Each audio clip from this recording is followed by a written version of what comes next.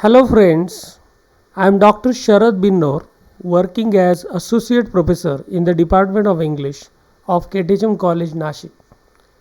Hope all of you are enjoying my lectures on KTHM College YouTube channel. Today we are going to study Silent Steps, a famous poem by Rabindranath Tagore. This poem is prescribed for General English Paper 3 of TYBA. Rabindranath Tagore, popularly known as Gurudev, was the most outstanding writer in Indian literature. He was a famous Indian poet, novelist, playwright, and music composer. His writing reshaped Bengali as well as Indian literature in pre-independence period. Students, you all know that the pre-independence Indian English poetry had the defect of derivativeness. It was not considered original. But Tagore, relying on Indian themes and poetic forms, introduced originality. Spirituality is the strength of India that he knew very well. So he wrote poems on spirituality and love. His famous spiritual poem is Gitanjali, which gave him international recognition. The central theme of the entire Gitanjali is the soul's voyage to eternity through the prayer of the adorers of God. You all know that he became the first non-European to win the Nobel Prize for Literature in 1913. This recognition at the world stage paved the way for the future Indian writers. Rabindranath Tagore probably wrote the largest number of lyrics ever attempted by any Indian English poet. His poetry is usually marked by spirituality, as I mentioned earlier. We remember him for the national anthem Jana Gana Mana and his experimental teachings at Shanti Niketan. Silent Steps is the famous devotional and spiritual poem from Gitanjali, a collection of 103 poems. These poems were originally written in Bengali, but they were translated by Tagore later on. Silent Steps is the 45th number poem in this collection. In this poem, the poet talks about the presence of the Almighty through his silent steps. The poem reveals the omnipresence of God. God is omnipotent and omnipresent. We can't see God, yet his omnipresence or presence is felt everywhere and in every particle. The poet hears the silent steps of God in all conditions, good or bad. He is very certain that God never fails to come even when there are troubles, trying times, gloomy and sorrowful conditions. Silent steps here refers to the steps of the Almighty, known by many names such as Bhagwan, Allah, Father, Creator, etc. Let us read and discuss the poem. First, read the poem. Silent Steps. Have you not heard his silent steps? He comes, ever comes. Every moment and every age, every day and every night, he comes, ever comes. Many a song have I sung in many a mood of mine, but all their notes have always proclaimed, he comes, ever comes. In the fragrant days of sunny April, through the forest path he comes, ever comes. In the rainy gloom of July nights, on the thundering chariot of clouds, he comes, ever comes. In sorrow after sorrow, it is his steps that press upon my heart, and it is the golden touch of his feet that makes my joy to shine. Now let us discuss the poem line by line. The poem has 6 stanzas, having equal lines except the third stanza, which has one extra line.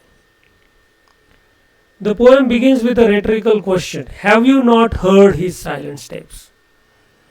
The poet assures us that he is sure to come by repeating the word comes 3 times.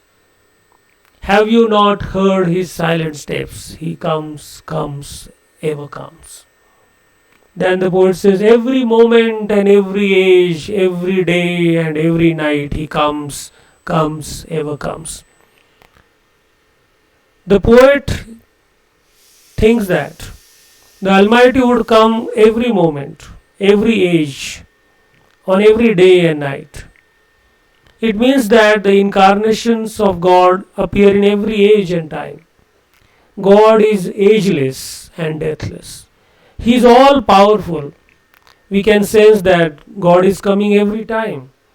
According to Gita, God incarnates on the earth whenever the dharma, that is righteousness, is in danger. You remember that famous sloka. Yada yada hi dharmasya glanir bhavati bharata abhyuthanam dharmasya tadatmanam srujanmah परित्राणाय साधूना विनाशाय च दुष्कृताम dharma संस्थापनार्थाय sambhavami yuge yuge. Meaning, whenever righteousness, that is dharma, declines and unrighteousness is rampant, I manifest myself. I manifest myself from age to age to defend the pious and destroy the wicked and strengthen dharma. Then the poet writes, many a song have I sung in many a mood of mind, but all their notes have always proclaimed, he comes, comes, ever comes. The poet has sung many kinds of songs in different moods of his mind. In all these moods, the notes of these songs herald the coming of God. So his songs too proclaim the surety of the arrival of God. The Almighty will surely come. In the fragrant days of sunny April, through the forest path he comes, comes, ever comes. In the happy and fragrant summer days of April, God certainly comes. He comes through all the difficulties. The forest path here stands for the difficulties, problems and hurdles in life. So in all difficulties, God comes to our rescue. He helps us come out of troubles and difficulties. In the rainy gloom of July nights, on the thundering chariot of clouds, he comes, comes, ever comes. God even comes on his thundering chariot of clouds in the melancholic rainy nights of July. The thundering clouds herald the certain arrival of God. God's arrival is marked by thunder. That is the symbol of nature. It is felt, means God's presence is felt, and we become assured. All things in nature reveal God's presence. We can also feel his divine touch silently in our everyday life. All changes that take place in nature are his manifestations. In sorrow after sorrow, it is his steps that press upon my heart, and it is the golden touch of his feet that makes my joy to shine. Man's life is full of sorrows. The steps of God are felt in the poet's heart in his never-ending sorrowful days. Feeling of God's feet makes him happy. It is this golden touch of God's feet that makes his joy to shine brightly. Means he becomes enlightened. We usually remember God only in times of trouble. In modern times, it is fashionable to reject God's presence. Or we just make show of our belief in God. We should not just remember God in sorrow, but all the time. Rather, we should try to get connected with God through self-realization. Self-realization means becoming one with God, realizing the true spirit, true meaning of your life. Self realization can be achieved through deep meditation, in which we can feel the silent steps of God and enjoy the Paramananda. We can feel the touch of God in our heart, that is our Anahat. The ultimate goal of our life is to achieve this Paramananda through self realization. The poet says that the Almighty is omnipresent. He would come every moment, in every age, on every day and night. God is ageless and deathless. God is all powerful, omnipotent. We can say that God is coming all the time. The poet has sung many kinds of songs in different moods of his mind.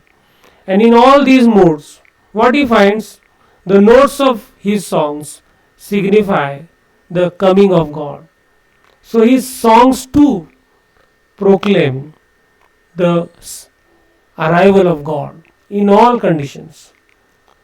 The Almighty comes through all the difficulties. Or rather, Almighty appears to solve our difficulties. That is, in all our difficulties, God comes to our rescue. He helps us come out of our troubles and difficulties. All things in nature are His creation, you know that. So all things in nature reveal His presence. We can also feel His divine touch silently in our everyday life. All changes that take place in nature are His manifestation. We see the presence of God in every aspect of nature. In order to suggest this, the poet uses the imagery of thunder. There are sorrowful moments in man's life.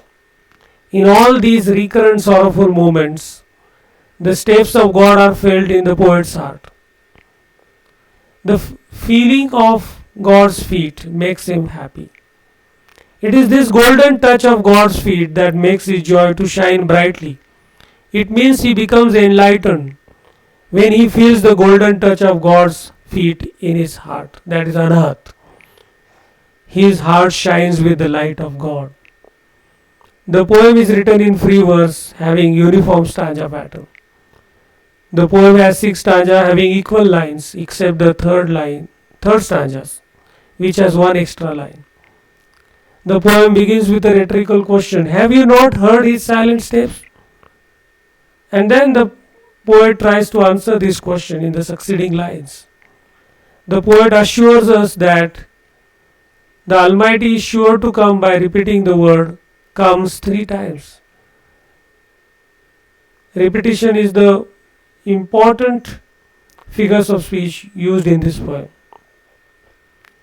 It is used to stress or emphasize something. That is the certain arrival of God in all conditions. The poet is written in free verse, as I told you earlier. And the main focus of the poem is the Almighty God, known by many names: Allah, God, Bhagwan, Creator, Soul of the Universe, etc.